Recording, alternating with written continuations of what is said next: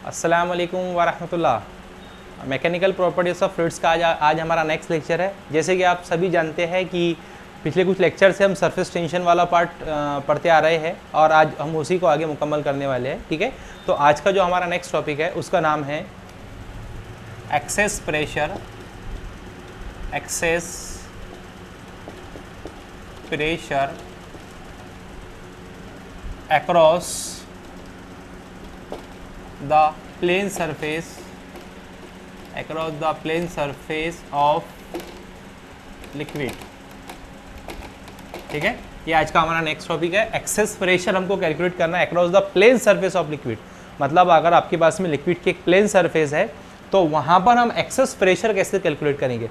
मैंने पहले आपको इसका मीनिंग समझा देता हूँ। हमको यहाँ करना क्या है, हमको करना ये है कि आपके पास में इस चैप्टर में अभी तक हमने कितने टाइप के सरफेसेस पढ़े हैं, जिससे मैंने आपको कहा था कि एक सरफेस जो होती है एक प्लेन सरफेस होती है, ठीक है, एक कॉन्वेक्स सरफेस होती है और एक कॉनकेव होती है। ठीक है, एक इस तरह की प्लेन सरफेस, ठीक है, इसको और एक आपकी कॉनकेव, ओके, और सॉरी कॉन्वेक्स, और एक होती है कॉनकेव। इस तरह की तीन शेप हमको पढ़नी है। तो ये तो प्लेन सरफेस है और ये है आपका कॉन्वेक्स और ये है कॉनकेव।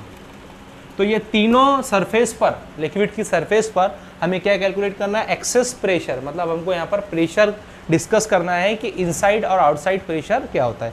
मैं पहले आपको ये आम जुबान में इसको समझा देता हूँ कि ये हमको इसमें क्या कैलकुलेट करना है। समझिए, जैसे ये आपकी बुक है मेरे पास में, देखिए जैसे ये बुक है, ये अभी प्लेन सरफेस है। ओके, ये प्लेन सरफेस क्यों है, तो आंसर है इस पर दोनों साइड से जो प्रेशर लग रहा है वो इक्वल प्रेशर है।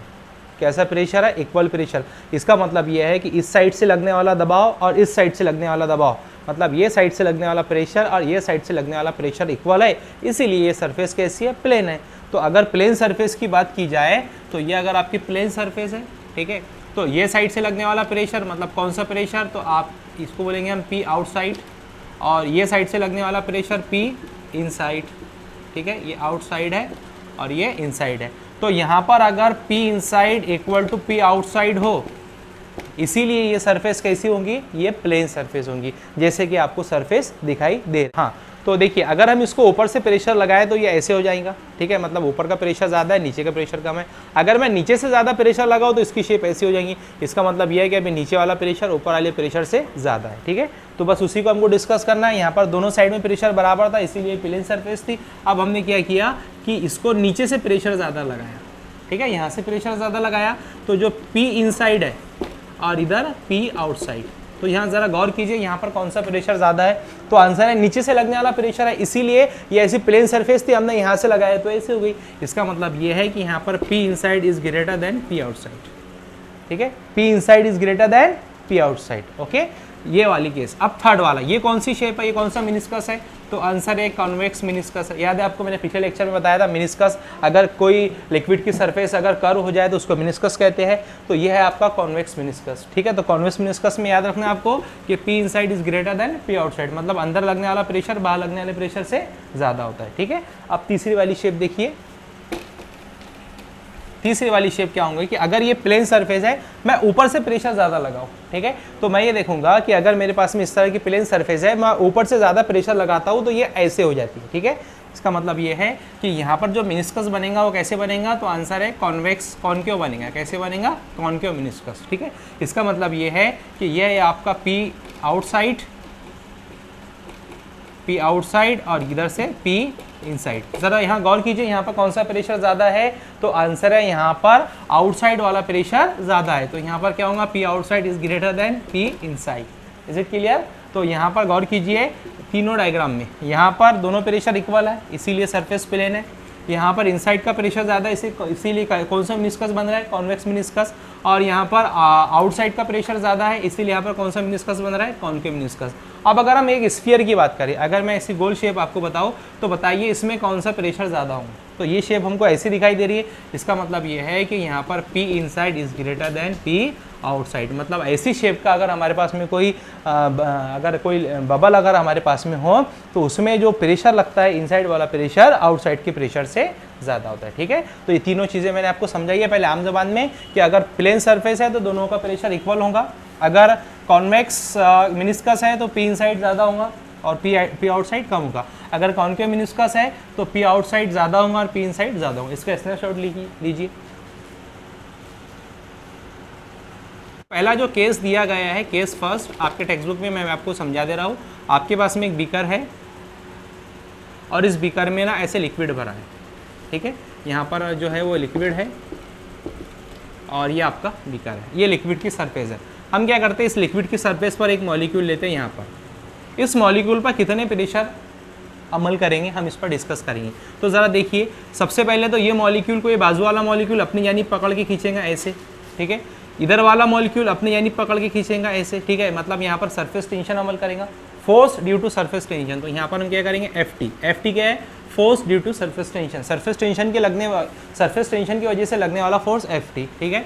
ये साइड भी वही लगेगा F T, force due to surface tension. यहाँ पर आपको एक बात ख्याल रखनी है, वो बात ये है कि दोनों साइड में force due to surface tension लग रहा है। इसका मतलब ये है कि दोनों फोर्स जो होंगे इक्वल इन मैग्नीट्यूड होंगे, लेकिन अपोजिट इन डायरेक्शन। अगर हम गौर करें तो हमें यहाँ दिख रहा है कि दोनों जो फोर्सेस है वो अपोजिट इन डायरेक्शन है, लेकिन इक्वल इन मैग्नीट्यूड है, ठीक है। इसीलिए ये इक्वल इन मैग्नीट्यूड और अपोजिट इन डायरेक्शन होने की वजह से ये एक दूसरे को क्या करेंगे, कैंसिल कर देंगे। Is it clear? जब एक दूसरे को कैंसिल करेंगे, अब यहाँ पर कौन कौन से फोर्स बच रहे, तो देखिए ऊपर से जो प्रेशर लगेगा वो कौन सा प्रेशर लगेगा, एटमॉस्फेरिक प्रेशर। मतलब यहाँ पर क्या लगेगा, पी एटमॉस्फेयर, ठीक है। और एक अंदर से जो प्रेशर लगेगा वो कौन सा लगेगा, पी लिक्विड वाला प्रेशर, ठीक है, पी लिक्विड। और बाहर से क्या लगा, पी एटमॉस्फेयर। तो यहाँ पर अगर पी एटमॉस्फेयर लग रहा है तो मैं यहाँ पर क्या लिखूंगा, मैं यहाँ पर लिखूंगा एफ ऑफ एटमॉस्फेयर, और जो अंदर से जो फोर्स लग रहा है उसको मैं लिखूंगा एफ ऑफ लिक्विड, ठीक है। तो यहाँ पर अगर हम गौर करें तो यहाँ पर हमको एक बात दिखाई दे रही, ये दोनों ने तो एक दूसरे को कैंसिल कर दिया। यहाँ पर जो है force of atmosphere equal to क्या होगा, फोर्स ऑफ लिक्विड। इसका मतलब दोनों भी फोर्स जो होंगे वो इक्वल होंगे। अगर दोनों भी फोर्स इक्वल है तो आप जानते हैं प्रेशर इक्वल टू क्या होता है, फोर्स अपॉन एरिया। इसका मतलब pressure is directly proportional to force होता है। तो अगर दोनों फोर्स इक्वल है तो प्रेशर भी क्या होंगे, इक्वल हो जाएंगे। इसका मतलब P of outside equal to P of inside, ठीक है। यानी कि बाहर लगने वाला प्रेशर अंदर लगने वाले प्रेशर के मसावी। देखिए P of O for outside, I for inside. तो इसका मतलब ये हुआ कि P outside equal to P inside, मतलब दोनों भी जगह लगने वाला प्रेशर क्या है, मसावी है, क्योंकि ये दोनों फोर्सेस एक दूसरे को कैंसिल कर दे रहे हैं। इसलिए P outside equal to P inside. ये आपका टेक्स्ट बुक में फर्स्ट केस दिया गया है, ठीक है। अब सेकंड केस क्या है, देखिए केस सेकंड। केस सेकंड में क्या बताया गया है, इसी तरह से एक बीकर लिया गया, ठीक है। और इस बीकर में एक लिक्विड लिया गया है, और वो जो लिक्विड है याद कीजिए, मैंने एक आपको बताया था कि एक हमारे पास में बीकर था और बीकर में हमने मर्क्यूरी लिया था। तो इस बीकर में आपके टेक्स्ट बुक में एक मर्क्यूरी ली गई है। तो मर्क्यूरी लेने के बाद में जो उसका शेप होता है इस तरह का होता है, जिसे कहा जाता है कॉन्वेक्स मिनिस्कस, ठीक है। याद है आपको, पिछले लेक्चर में मैंने आपको बता चुका हूँ कि ये कैसे बनता है, कॉन्वेक्स मिनिस्कस, ठीक है। तो हम क्या करते हैं कि यहाँ पर जो हमारा एक लिक्विड भरा है, मर्क्यूरी है, यहाँ पर क्या है, मर्क्यूरी। मैं इसको क्लीन कर देता हूँ, हमको इसका काम है। मतलब यहाँ पर क्या भरी है आपको समझना है, यहाँ पर मर्क्यूरी भरी है, ये हमारे पास में बीकर है। और मिनिस्कस कैसे है, कॉन्वेक्स मिनिस्कस। हम ना एक यहाँ पर एक मॉलिक्यूल लेते हैं, ओके। अब ये मॉलिक्यूल पर ये बाजू वाले मॉलिक्यूल अपना फोर्स लगाएंगे, राइट हैंड साइड वाले मॉलिक्यूल्स अपना फोर्स लगाएंगे, और लेफ्ट हैंड साइड वाले मॉलिक्यूल्स अपना फोर्स लगाएंगे। इसका मतलब यहाँ पर सरफेस टेंशन होगा। तो force due to surface tension जो होगा वो आपको पता है सरफेस पर टेंजेंशियल होता है। तो हम यहाँ पर क्या करेंगे, टेंजेंशियल फोर्स लेंगे। तो यहाँ पर जो फोर्स होगा यहाँ पर होगा एफ ऑफ टी, और इधर भी जो फोर्स होगा वो होगा एफ ऑफ टी, ठीक है। Force due to surface tension. अब याद रखिए कि जब कॉन्वेक्स मिनिस्कस बनता है, कौन सा मिनिस्कस, कॉन्वेक्स मिनिस्कस। तो कॉन्वेक्स मिनिस्कस के वक्त में जो इन दोनों का जो रिजल्टेंट होता है वो इनसाइड द लिक्विड होता है ना। तो हमने क्या किया यहाँ पर, मिनिस्कस जो अगर कॉन्वेक्स मिनिस्कस हमारे पास में है तो हम यहाँ पर क्या करेंगे, हम यहाँ लेंगे एफ ऑफ नेट। क्या लेंगे हम अब, F of net due to surface tension. इसका मतलब ये है कि अगर कॉन्वेक्स मिनिस्कस है तो जो दोनों का रिजल्टेंट होगा वो कहाँ पर बनेगा, जो दोनों का नेट फोर्स होगा वो डाउनवर्ड बनेगा लिक्विड के अंदर, ठीक है। कौन सी शेप में, कॉन्वेक्स मिनिस्कस में। इसका मतलब F of net of T equal to हमारे पास में किधर है, डाउनवर्ड है। ये दोनों फोर्स एक दूसरे को कैंसिल कर देंगे क्योंकि both are equal in magnitude but opposite in direction. दोनों की डायरेक्शन मुखालिफ है, इसलिए एक दूसरे को कैंसिल कर दे रहे। अब देखिए यहाँ पर और कौन सा फोर्स अमल करेगा, तो एक तो एटमॉस्फेरिक प्रेशर होगा जो ऊपर से लगेगा। तो यहाँ पर जो होगा एफ ऑफ ए होगा, क्या होगा, F of A, force due to pressure, ठीक है। ये लग रहा है atmospheric pressure, F of A मतलब एटमॉस्फेरिक प्रेशर। हम यहाँ पर पी ऑफ एटमॉस्फेयर भी लिख देंगे, जिसकी डायरेक्शन किधर है, ऊपर से डाउनवर्ड है। एक लिक्विड का प्रेशर लगेगा तो यहाँ पर जो एक प्रेशर होगा यहाँ पर लिखेंगे हम इसको F of L. F of L क्या है? फोर्स ड्यू टू लिक्विड, ठीक है, फोर्स ड्यू टू लिक्विड। अच्छा, अगर हम यहाँ गौर करें तो मैं डायग्राम को ज़रा सेपरेट बना देता हूँ। ये लग रहा है ऊपर से एफ ऑफ ए, मतलब कौन सा फोर्स है? एटमॉस्फेयर का फोर्स है, ठीक है। नीचे से जो फोर्स लग रहा है वो कौन सा है? F of T, sorry F of L, मतलब फोर्स ड्यू टू लिक्विड। दोनों की डायरेक्शन मुखालिफ है। लेकिन अगर हम ये तीसरी चीज़ गौर करें तो यहाँ पर हमको जो एफ ऑफ नेट है, F of net due to tension, वो डाउनवर्ड दिखाई दे रहा है, ठीक है। इसका मतलब ये है कि जो एफ ऑफ ए है और एफ ऑफ नेट की जो डायरेक्शन है वो इक्वल है, लेकिन एफ ऑफ एल की जो डायरेक्शन है मुखालिफ है। तो यहाँ पर कौन सा फोर्स ज़्यादा होगा? पहले तो हम प्रेशर की बात करते हैं। हम जानते हैं pressure is directly proportional to force, है ना। फोर्स और प्रेशर एक दूसरे के रास्ता ना सुन में, अगर प्रेशर ज़्यादा होगा तो फोर्स ज़्यादा होगा। तो बताइए यहाँ पर कौन सा प्रेशर ज़्यादा है? ये इस तरह की शेप है, इसका मतलब ये है कि जो इनसाइड से लगने वाला प्रेशर है वो ज़्यादा है। अगर इनसाइड से लगने वाला प्रेशर ज़्यादा है, इसका मतलब ये है कि यहाँ पर जो इनसाइड से लगने वाला फोर्स है वो ज़्यादा है, मतलब यहाँ पर एफ ऑफ एल क्या होगा? ज़्यादा होगा। इसका मतलब ये है कि यहाँ पर F of L is greater than, F of L is greater then. अब देखिए, अगर F of L greater than है तो हम गौर करें एफ ऑफ ए और एफ ऑफ नेट की डायरेक्शन एक जैसी है, तो हम यहाँ क्या लिखेंगे? हम यहाँ लिखेंगे F of A plus F of net, ठीक है। ये वेक्टर क्वांटिटी है, वेक्टर का सिंबल लगा दीजिए। तो एफ ऑफ एल किसके बराबर हो गया? F of A plus F of net के। इसका मतलब क्या होगा? इसका मतलब ये होगा कि ये वाला जो इनसाइड का फोर्स ज़्यादा है और आउटसाइड का फोर्स कम है। इसका मतलब ये हुआ कि यहाँ पर P of inside is greater than P of outside. P of inside is greater then P of outside. देखिए यहाँ पर क्या होगा? बेटा इधर हाथ बांध के बैठो। P of inside is greater then P of outside, ठीक है। तो यहाँ पर जो इनसाइड का जो प्रेशर है वो ज़्यादा होगा आउटसाइड के प्रेशर से। ओके, अब थर्ड वाला केस।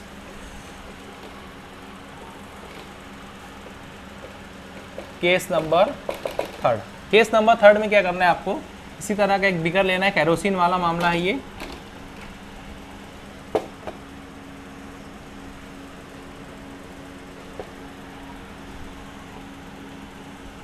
ये ब्रेकर, ये हमारे पास में एक बीकर है, इसमें केरोसिन भरा है। तो केरोसिन भरते वक्त हमने देखा था कि उसकी शेप इस तरह की हो गई थी, जिसे हमने कहा था कॉन्केव मिनिस्कस। क्या बोला था इसको? Concave meniscus. यहाँ पर भी ये है आपका कॉन्वेक्स मिनिस्कस, ठीक है, और वो कॉन्केव मिनिस्कस। अब यहाँ पर हम सबसे पहले देखते हैं, यहाँ पर एक मॉलिक्यूल लेते हैं, इसमें क्या भरा है? केरोसिन भरा है। क्या भरा है इसमें? केरोसिन, ठीक है, ओके। तो यहाँ पर हम एक मॉलिक्यूल लेते हैं, ये हमारे पास में एक मॉलिक्यूल है। अब ये मॉलिक्यूल पर कितने फोर्सेस अमल करेंगे? तो देखिए यहाँ पर इधर वाले मॉलिक्यूल इसे इधर पकड़ के खींचेंगे, इधर वाली मॉलिक्यूल इधर खींचेंगे, मतलब यहाँ पर फोर्स लगेगा।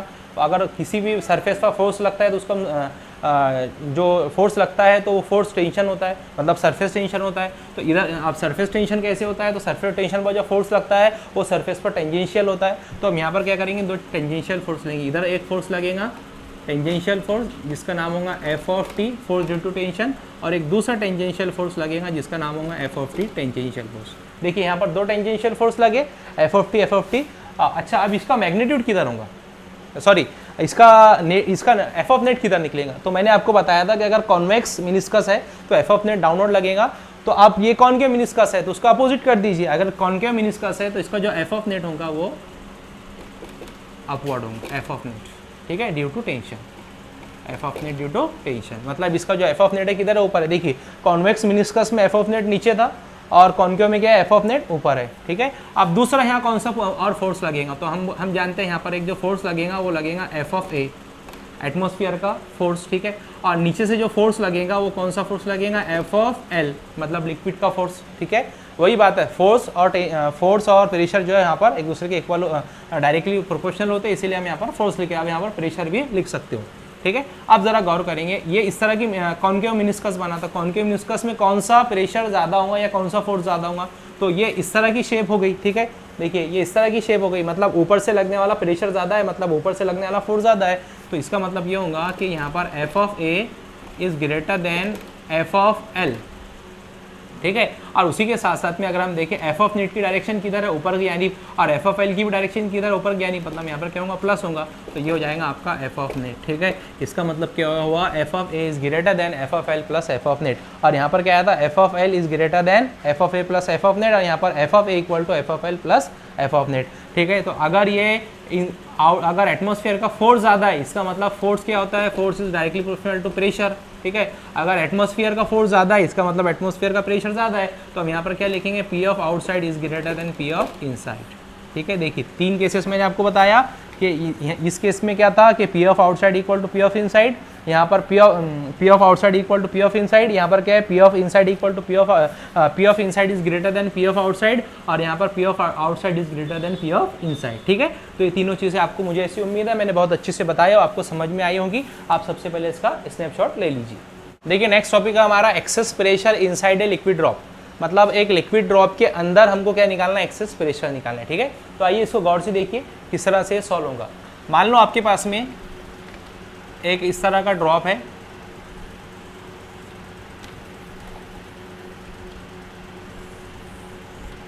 ठीक है, ये आपके पास में एक ड्रॉप है। अब आप सभी को पता है ये ड्रॉप का में जो है अंदर पूरी तरह से पानी भरा हुआ है। मैंने आपको पिछले लेक्चर में बता दिया था कि जो ड्रॉप होता है वो अंदर से पूरी तरह से उसमें पानी भरा हुआ है।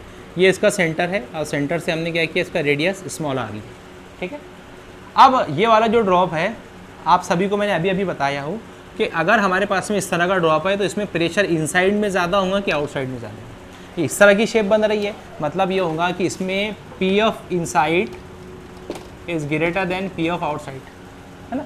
इसीलिए तो ये इस तरह की शेप लिया है। अगर पी ऑफ आउटसाइड ज़्यादा होता तो ये कैसा मिनिस्कस बनाता, कॉनकेव बनाता, अभी कॉन्वेक्स मिनिस्कस बना रहा है। इसका मतलब ये है कि P of inside is greater than P of outside. ठीक है, अच्छा चलो ठीक है, तो हमको यहाँ एक बात समझती है कि P of inside is greater than P of outside. अगर इनसाइड का प्रेशर ज़्यादा है तो जाहिर सी बात है, इनसाइड का प्रेशर ज़्यादा है तो ये अपने आप को बाहर खोलने की कोशिश करेगा। ठीक है, बाहर खोलने की कोशिश करेगा, इसका मतलब ये है कि ये बाहर फूलने की कोशिश करेगा। तो हमने ये देखा कि इनसाइड का प्रेशर ज़्यादा होने की वजह से इसने क्या किया, इस तरह की शेप ले लिया। मतलब क्या हुआ, मतलब ये हुआ कि इसका रेडियस बढ़ गया। क्या हुआ, इसका रेडियस बढ़ गया। क्यों इसका रेडियस बढ़ गया, क्योंकि इनसाइड का जो प्रेशर था वो ज़्यादा था एज़ कम्पेयर टू आउटसाइड का प्रेशर, इसीलिए इसका रेडियस बढ़ गया। रेडियस कितना बढ़ा, तो आंसर है इसका रेडियस डेल्टा आर बढ़ा। क्या बढ़ा, डेल्टा आर। और डेल्टा आर याद रखिए, delta R is a very small, बहुत छोटा होता है। ठीक है, अब इसका रेडियस कितना बाकी रह गया जी, तो देखिए इसका रेडियस कितना बाकी रह गया, इसका रेडियस बाकी रह गया आर प्लस डेल्टा। पहले रेडियस कितना था, स्मॉल आर था, अब कितना हो गया, आर प्लस उसमें ऐड हो गया डेल्टा आर। और याद रखिए फिर से मैं बोल रहा हूँ, delta is a very small, क्योंकि आगे इसका काम है आपको। ठीक है, तो आर प्लस डेल्टा इसका रेडियस हो गया। अच्छा, अब ये हमको एक स्फीयर दिख रहा है। ठीक है, तो एरिया ऑफ स्फीयर निकालते हैं हम, A1। ठीक है, ए ऑफ इनिशियल, इसका इनिशियल का एरिया क्या था, तो इसका एरिया का फार्मूला क्या था, स्फीयर का 4 पाई आर का स्क्वायर। ठीक है, ये इनिशियल एरिया था। 4 पाई जो इसका फेज होता है और जो इसका जो आर होता है वो क्या होता है, इसका रेडियस है, तो रेडियस का स्क्वायर। ये इनिशियल है। फाइनल क्या हुआ, ए ऑफ फाइनल, तो ए ऑफ फाइनल क्या होगा, 4 पाई। फाइनल के में क्या हुआ, रेडियस में कितना इजाफा हो गया, डेल्टा आर का, तो ये कितना, इसको आर को हम क्या लिखेंगे, आर प्लस डेल्टा आर और उसका स्क्वायर। ठीक है, निकालेंगे d A equal to, d a क्या होगा, डी ए होगा a of f minus a of i, यानी कि a of final minus a of initial. A of final हमारे पास में कितना है, वो है हमारे पास में 4 pi r plus delta r whole square minus, और ए आई हमारे पास में क्या है, 4 पाई आर का स्क्वायर। ठीक है, आप क्या करेंगे, इस 4 पाई से पूरे कॉस को मल्टीप्लाई करेंगे, ये हो जाएगा आपका 4 पाई आर। ठीक है, इसी के साथ साथ में 4 पाई से फिर अच्छा एक काम करते हैं, इसके पहले यहाँ पर a plus B whole square लगाते हैं। a plus B whole square क्या होता है, तो a plus B whole square होता है हमारे पास में a square plus B square plus 2ab, है ना। इसी का फार्मूला यूज़ करना हमको, तो यह a और यह b, a स्क्वायर मतलब आर का स्क्वायर प्लस b स्क्वायर मतलब डेल्टा आर का स्क्वायर प्लस 2, उसके बाद में a b, a हमारे पास में r है और b हमारे पास में डेल्टा आर है। इज इट क्लियर, प्लस यहाँ सॉरी माइनस क्या होगा, 4 पाई आर का स्क्वायर। अब क्या करना है, 4 पाई से पूरे कॉस को मल्टीप्लाई करना, ये हो जाएगा आपके पास में 4 पाई आर का स्क्वायर प्लस फिर से 4 पाई से मल्टीप्लाई कीजिए 4 पाई इंटू डेल्टा आर का स्क्वायर प्लस फिर 4 पाई से मल्टीप्लाई कीजिए तो 4 2 जार 8 pi are into delta R minus already यहाँ पर क्या है 4 पाई आर का स्क्वायर। देखिए minus 4 pi R square plus 4 pi square cancel, अगर ये कैंसिल हुआ तो यहाँ पर क्या बचा, यहाँ पर बचा हमारे पास में 8 pi are into delta are plus 4 pi into delta are का स्क्वायर। ठीक है, इसके बाद में हमारे पास में डी ए क्या निकाल गया, डी ए निकाल गया 8 pi are into delta are plus 4 pi into delta are का स्क्वायर। इसका मतलब डी ए हमारे पास में क्या बचा, डी ए हमारे पास में बचा 8 pi are into delta are plus 4 pi into delta are का स्क्वायर। अब मैंने आपको बताया था कि delta r is very small, है ना, तो यहाँ लिख लेता हूँ मैं delta r is very small. देखिए अगर डेल्टा आर वेरी स्मॉल, अगर डेल्टा आर बहुत ज़्यादा छोटा हो तो डेल्टा आर स्क्वायर उससे बहुत ज़्यादा छोटा होगा कि बड़ा होगा। जैसे मैं आपको बताता हूँ, अगर मेरे पास में एक नंबर है 0.02, कितना है 0.02 या 0.2, इसका मैं होल स्क्वायर लेना चाहता हूँ, तो अगर मैं इसका होल स्क्वायर लेना अगर लूँगा तो ये क्या हो जाएगा 0.2 मल्टीप्लाई बाय 0.2, ठीक है, 2 2 4 4 2 0 0 1 प्लेस छोड़ दो, 0 0 0 0 क्या बचेगा 4 का 4 0 और 0, कितनी प्लेस के बाद में पॉइंट लगेगा 1 2 3 मतलब 0.04। अगर मैं बहुत छोटे अदद का स्क्वायर लेता हूँ तो वो उससे भी ज़्यादा छोटा हो गया, 0.04 हो गया। इसका मतलब ये है कि अगर डेल्टा आर बहुत ज़्यादा स्मॉल हो तो डेल्टा आर स्क्वायर एकदम 0 के बराबर होगा। तो यहाँ पर हम क्या करेंगे कि delta r is negligible, delta R को यहाँ पर क्या करना है निग्लेजिबल करना है, मतलब इसको किसके इक्वल लेना है 0 के इक्वल लेना है। अगर यहाँ पर डेल्टा आर 0 के इक्वल होगा तो हमारे पास में क्या आ जाएगा delta A equal to 8 pi are into delta are plus 0, मतलब हमारे पास में यहाँ से 0 निकल जाएगा तो क्या हो जाएगा D A equal to 8 pi are into delta R. ठीक है, यहाँ तक सभी को समझ में आया। इसका स्नैपशॉट ले लीजिए, मैं इसको अभी इरेज कर आपको और आगे का सॉल्व करवा रहा हूँ। अब सुनो, हुआ ये कि पहले हमारा जो ड्रॉप था वो बहुत ज़्यादा छोटा था, ठीक है, जैसे ही हमने देखा कि इनसाइड का प्रेशर ज़्यादा था एज़ कम्पेयर टू आउटसाइड के प्रेशर से, तो वो क्या हुआ थोड़ा सा बड़ा हो गया, मतलब उसका रेडियस में इजाफा हुआ। रेडियस में इजाफा ऐसे कैसे हो गया, तो आंसर है वहाँ पर कुछ ना कुछ काम हुआ होगा, इसीलिए तो उसका रेडियस बड़ा हुआ, है ना। आपको पता है पहले इस तरह का हमारा ड्रॉप था, छोटा सा रेडियस था, फिर क्या हुआ इसका रेडियस आर था, फिर हमने देखा कि इसका रेडियस बढ़ गया था, ये वाला डेल्टा आर। तो ये डेल्टा आर कैसे बढ़ा, जब डेल्टा आर बढ़ा तो यहाँ पर कुछ ना कुछ काम हुआ। इसका मतलब ये है कि हमको यहाँ पर क्या निकालना है वर्क डन निकालना है। क्या निकालना है यहाँ पर वर्क डन। सुनो, अब मैंने आपको बताया था, एक रिलेशन करवाया था मैंने नाउ, अगर आपको याद होगा कि वर्क डन का रिलेशन क्या था, T equal to D E upon D A, याद है आपको relation between surface energy and surface tension. ये वाली मैंने इक्वेशन आपको करवाई थी कि T equal to D E upon D A. लेकिन यहाँ पर E फॉर एनर्जी, एनर्जी कहाँ से आती है, तो मैंने आपको बताया था कि सबसे पहले हमने वर्क डन किया था, वर्क डन करने की वजह से हमारे पास में पोटेंशियल एनर्जी आई थी, ठीक है, और पोटेंशियल एनर्जी को ही हमने सरफेस एनर्जी कहा था। तो हमने क्या किया था कि W को किससे रिप्लेस किया था P से, है ना, DW को P से रिप्लेस किया था और P को किससे रिप्लेस किया था D से। तो देखिए, तो इसका मतलब ये है अगर D P के बराबर है तो P किसके बराबर होगा DW की। इसका मतलब ये है कि मैं सरफेस एनर्जी की जगह पर वर्क डन लिख सकता हूँ, तो बिल्कुल लिख सकता हूँ। तो यहाँ पर मैं क्या लिखूंगा, मैं यहाँ लिखूंगा DW डिवाइडेड बाय DA, ठीक है। अगर मैं ऐसे DW निकालना चाहूँ तो क्या हो जाएगा T मल्टीप्लाई बाय DA। इसका मतलब T यहाँ पर एज इट इज रहेगा क्योंकि हमको अभी नहीं पता, DA हमारे पास में ऑलरेडी है। DA क्या है 8 pi are into delta r, 8 pi are into delta r, ये आ गया हमारे पास में DW, है ना। इसको मसावात नंबर हम बोलते हैं 1, ठीक है। लेकिन वर्क डन का एक फार्मूला फिर से मुझे पता है, वो वर्क डन का फार्मूला क्या है, वर्क डन इक्वल टू क्या होता है फोर्स मल्टीप्लाई बाय डिस्प्लेसमेंट। तो DW क्या हो जाएगा हमारे पास में F मल्टीप्लाई बाय DX, ठीक है, force multiply by displacement.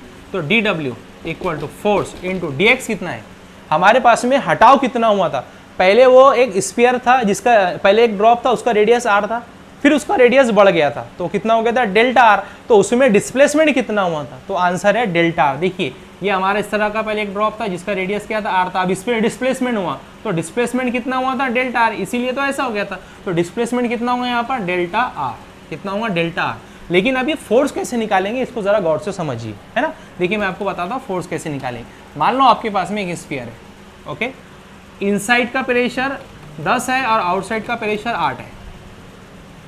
Inside का प्रेशर 10 है और आउटसाइड का प्रेशर 8 है, या इनसाइड का फोर्स 10 है और आउटसाइड का फोर्स 8 है। तो अगर मैं यहाँ पर फोर्स निकालना चाहूँ तो मैं क्या करूँगा, मैं लिखूँगा 10 माइनस 8, है ना। तो मेरे पास में फोर्स कितना निकलेगा 2 निकलेगा। ये फोर्स निकालने का तरीका है। इसका मतलब मैंने कैसे निकाला, मैंने निकाला pressure inside minus pressure outside. देखिए आप फोर्स में प्रेशर में कंफ्यूज नहीं होना, क्योंकि फिर से याद रखिए force is directly proportional to pressure, ठीक है। इसका मतलब अगर मुझे प्रेशर निकालना है तो मैं कैसे निकालूंगा, P of inside minus P of outside, तो मेरे पास में प्रेशर आ जाएगा, है ना, एक्सेस प्रेशर। तो एक्सेस प्रेशर निकालने का यही तरीका है कि अंदर की वैल्यू माइनस बाहर की वैल्यू। तो फोर्स मैं कैसे लिखूंगा, DW इक्वल टू फोर्स मेरे पास में क्या होगा P of inside minus P of outside into, अच्छा ये तो प्रेशर मैंने लिखा हो यहाँ पर, ठीक है, तो लेकिन ये फोर्स है, फोर्स और प्रेशर, तो आप सभी को पता है हमारे पास में प्रेशर का फार्मूला क्या होता है, pressure equal to force upon area, मतलब अगर मैं फोर्स निकालना चाहूँ तो क्या होगा, प्रेशर इनटू एरिया, तो मुझे यहाँ पर किससे मल्टीप्लाई करना पड़ेगा इसे, एरिया से, तो इसका स्फीयर का एरिया कितना होता है, तो ये होता है 4/r का स्क्वायर। ये देखिए फोर्स किसके बराबर हो गया, pressure into area, pressure into area. अब प्रेशर कैसे निकाला हमने, इनसाइड माइनस आउटसाइड, ठीक है, चलो इनटू हमारे पास में क्या बचा, इनटू हमारे पास में बचा डेल्टा आर, ये आ गया आपके पास में इक्वेशन नंबर 2, ठीक है। अब जरा इक्वेशन नंबर 1 और 2 को गौर से देखिए, अगर हम इक्वेशन नंबर 1 और 2 को गौर से देखेंगे तो हम ये देखेंगे इनकी ये वाली साइड इक्वल है, इसका मतलब ये है अगर ये वाली साइड इक्वल है तो ये वाली साइड भी क्या हो जाएंगे, इक्वल, तो हम ये लिखेंगे बाय 1 and 2, मसावत नंबर 1 और 2 के मुताबिक, ठीक है। अगर 1 और 2 के मुताबिक देखेंगे तो हमारे पास में एक के इधर ये P F I minus P F O, पहले इधर 1 को लिख लेता हूँ मैं, 8πr into delta R into T equal to, इधर क्या बचा हमारे पास में, ये बचा हमारे पास में P of inside minus P of outside into 4πr का स्क्वायर इंटू डेल्टा आर।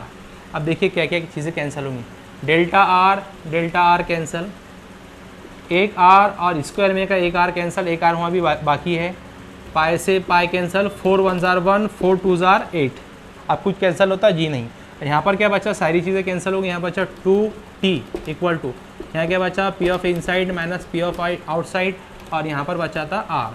हमको एक्सेसपरेशन निकालना है, तो हमारे पास में देखिए इस फार्मूले को अब मैं यहाँ लिख रहा हूँ, तो ये क्या बन जाएगा, ये हो जाएगा हमारे पास में 2t equal to P of inside minus P of outside into R के, है ना। तो अगर मुझे P of inside minus P of outside निकालना है तो ये हो जाएगा मेरे पास में 2t अपॉन आर, और इस लॉ को कहा जाता है लैप्लेस लॉ, क्या बोलते हैं इसको, लैप्लेस लॉ,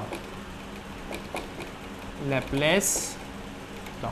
बहुत इंपॉर्टेंट क्वेश्चन, 3 मार्क्स के लिए एग्जाम में बिल्कुल आएगा इंशाल्लाह, आप इसकी स्नैपशॉट ले लीजिए, और मुझे ऐसी उम्मीद है कि आपको तमाम चीज़ें समझ में आएंगी। इसको कैसे करेंगे देखिए, मैं आपको स्टेप्स बताता हूँ। सबसे पहले तो आपको एक ड्रॉप लेना है, उसका रेडियस आर है, बाद में क्या होगा, इनसाइड प्रेशर ज़्यादा होने की वजह से उसका रेडियस बढ़ जाएगा, डेल्टा आर हो जाएगा, उसका रेडियस कितना हो जाएगा, आर प्लस डेल्टा आर। सबसे पहले हम उसका एरिया निकालेंगे 4πr स्क्वायर, बाद में उसका एरिया बढ़ जाएगा, मतलब डेल्टा आर उसके अंदर इंक्लूड हो जाएगा। फिर हम क्या करेंगे, उसका चेंज निकालेंगे, ठीक है। चेंज कैसे निकालते हैं, फाइनल माइनस इनिशियल, हमारे पास में एरिया आ गया। फिर क्या करेंगे, डेल्टा आर को निगलेक्ट करेंगे, या डेल्टा आर स्क्वायर भी हमारा निगलेक्ट हो जाएगा। जैसे ही निगलेक्ट होगा फिर हम क्या करेंगे, उसके बाद में एरिया हमारे पास में फाइनल एरिया आ गया, ठीक है। फाइनल एरिया निकालने के बाद में क्या होंगे, जब वो स्फीयर बढ़ा, जब वो हमारा ड्रॉप बढ़ा तो उसमें कुछ वर्क डन हुआ तो हम क्या करेंगे, हमारे पास में टेंशन का फार्मूला, टेंशन इक्वल टू क्या होता है, डी अपॉन डी ए। हमने डी को किससे रिप्लेस किया, डी ए से रिप्लेस किया, डी डब्ल्यू से रिप्लेस किया। जैसे डी डब्ल्यू से रिप्लेस किया तो हमने यहाँ से डी डब्ल्यू निकाला, और एरिया की वैल्यू हमने कैलकुलेट की थी, एरिया की वैल्यू यहाँ पर रख दिया। हम जानते हैं काम बराबर होता है कुआ जरा बटा, है ना, work done equal to force multiply by displacement.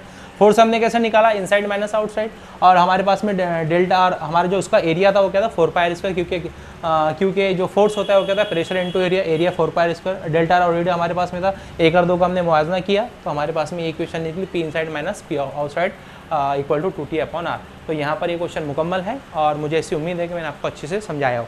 देखिए एक बहुत सारे बच्चों के मुझे सवालात आ रहे हैं, मैं उसका आपको जवाब दे देना चाहता हूँ कि सर क्लास में बैठकर पढ़ने में एक अलग मज़ा आता है, और ऑनलाइन पढ़ने का एक अलग एक्सपीरियंस है। तो देखिए बिल्कुल डेफिनेटली आप लोगों को इसका थोड़ा फ़र्क महसूस हो रहा होगा, क्योंकि क्लास में जब आप आमने सामने बैठते हो तो उसका एक अलग इफेक्ट पड़ता है, और आप अभी ऑनलाइन पढ़ रहे हो तो इसका एक अलग इफेक्ट है। मैं आपको उसका एक आसान तरीका समझा देता हूँ। आपको करना क्या है, आपको करना ये है कि जब आप मेरा लेक्चर देख रहे हो तो सबसे पहले आप आपके आउटसाइड का जो नॉइस है उसको ख़त्म कीजिए। दूसरी बात यह है कि आपका 100% जो है माइंड वो वीडियो में होना चाहिए। और तीसरी चीज़ ये है कि आपके पास में पेन और आपका नोटबुक होना चाहिए, जिसमें आप एक एक स्टेप को समझकर राइट करते चलिए। आप मेरे नोट्स पर निर्भर मत रहिए, आप आपके सेल्फ नोट्स बनाइए। अगर आप मेरे स्टूडेंट हो, जैसा कि जो भी मेरे स्टूडेंट हैं उन सभी को पता है मैं कभी भी नोट्स नहीं देता क्लास में, लेकिन अभी बहालत मजबूरी हमारे वक्त, हम एक बहुत ही ख़राब वक्त से गुजर रहे हैं, तो मुझे बहालत मजबूरी नोट्स देना पड़ रहा है, लेकिन मैं कभी भी नोट्स नहीं देता। मैं हमेशा क्लास में राइटिंग नोट्स आपको करवाता हूँ। जो मेरे पास स्टूडेंट पढ़े हैं, जो मेरे पास में क्लास पर है, मेरे स्कूल में है, मेरे कॉलेज में है, मेरे ट्यूशन्स पर है, उन सभी को पता है कि मैं क्लास में नोट्स राइटिंग करवा कर देता हूँ। उसकी वजह क्या है? उसकी वजह यह है कि जब आप किसी चीज़ को देखते हो और देखकर लिखते हो तो 50% आपको वहीं पर याद हो जाता है। तो आपको करना ये है कि आप एक नोटबुक पास में रहेगा, आपकी पेन पास में रहेगी, जैसे जैसे आप लेक्चर को देखोगे आप वैसे वैसे उसको राइट करते चलोगे और एक एक स्टेप को अच्छे से समझिए। नहीं समझ में आता है थोड़ा पीछे जाइए, फिर से देखिए, लेकिन मेहरबानी करके बहुत ही मुसीबत भरे दौर से, बहुत ही ख़राब दौर से हमारा गुजर रहे। मैं आपसे फिर से ये रिक्वेस्ट करूँगा कि आप घर में रहें, सुरक्षित रहे, अपने बुजुर्गों का और अपने बच्चों का ख्याल रखें और आपका खुद का ख्याल रखें और घर में बैठकर पूरी स्टडी करें। देखिए मैं इंशाल्लाह वादा करता हूँ कि जितना सिलेबस मुझसे हो पाएगा मैं उतना सिलेबस आपको करवा कर दूंगा और जो बच जाएगा वो इंशाल्लाह हम आगे चल के और देखेंगे जब भी हमारे जैसे जैसे हमारे पास में मौका मिलेगा। लेकिन आपसे ये गुजारिश है कि आप सबसे पहले जितना आपको करवाया जा रहा है आप इतना मुकम्मल कीजिए। और अभी तो ऐसा हुआ कि बहुत सारे लेक्चरर्स भी जो है दूसरे वो भी वीडियोस बना रहे हैं और माशाल्लाह बहुत सारे जो लेक्चरर्स हैं बहुत अच्छे अच्छे वीडियो बना रहे हैं, आप उनके भी वीडियो देख सकते हैं। जहाँ पर आपको आसानी से समझ में आता है आप वहाँ से रेफ़र कीजिए। ऐसा कोई ज़रूरी नहीं है कि आप मेरी वीडियो देखेंगे, जहाँ आपको रेफरेंस अच्छा मिलता है। मैं जो भी करवाता हो तो मेरे पास में स्टेट बोर्ड की पुरानी वाली बुक भी है, स्टेट बोर्ड की न्यू वाली बुक भी है, उसी के साथ साथ में SC वर्मा और NCERT में तीनों चारों बुक्स का सहारा लेता हूँ। जहाँ से मुझे आसान मिलता है मैं वहाँ से आपको करवा कर देता हूँ और इसीलिए मैं अपनी तरफ से पूरी मेहनत कर रहा हूँ। मैं आपसे फिर से यही इल्तिजा करूँगा, यही गुजारिश करूँगा कि आप भी पूरी मेहनत करें, अच्छे से अपने सेल्फ नोट्स बनाएं और घर पर रहकर अपनी पढ़ाई करें। 100% कॉन्सेंट्रेशन रखिए जब आप वीडियोस को देख रहे हो, व्हाट्सअप मैसेज और आपके जो भी एक्सेट्रा जो भी नोटिफिकेशन आते हैं उन सबको निगलेक्ट कीजिए। पूरा 100% कॉन्सेंट्रेशन अगर आपका वीडियो में रहेगा तो इंशाल्लाह आपको ज़रूर समझ में आएगा, क्योंकि हमारा सब्जेक्ट थोड़ा ड्राई साइंस है। लेकिन मैं कोशिश कर रहा हूँ कि आपको मैं एक अलग तरीके से पढ़ाऊँ और मैं अपने इंशाल्लाह इस कोशिश में कामयाब भी हूँ। फिर से आखिरी बार मैं आपको ये रिक्वेस्ट कर रहा हूँ इस वीडियो में कि आप ज़्यादा से ज़्यादा मेरे चैनल को सब्सक्राइब कीजिए और अपने कज़िन्स, अपने रिलेटिव के साथ में इसको शेयर कीजिए ताकि ज़्यादा से ज़्यादा बच्चों का फ़ायदा हो सके। ठीक है, अस्सलाम वालेकुम व रहमतुल्लाहि व बरकातहू।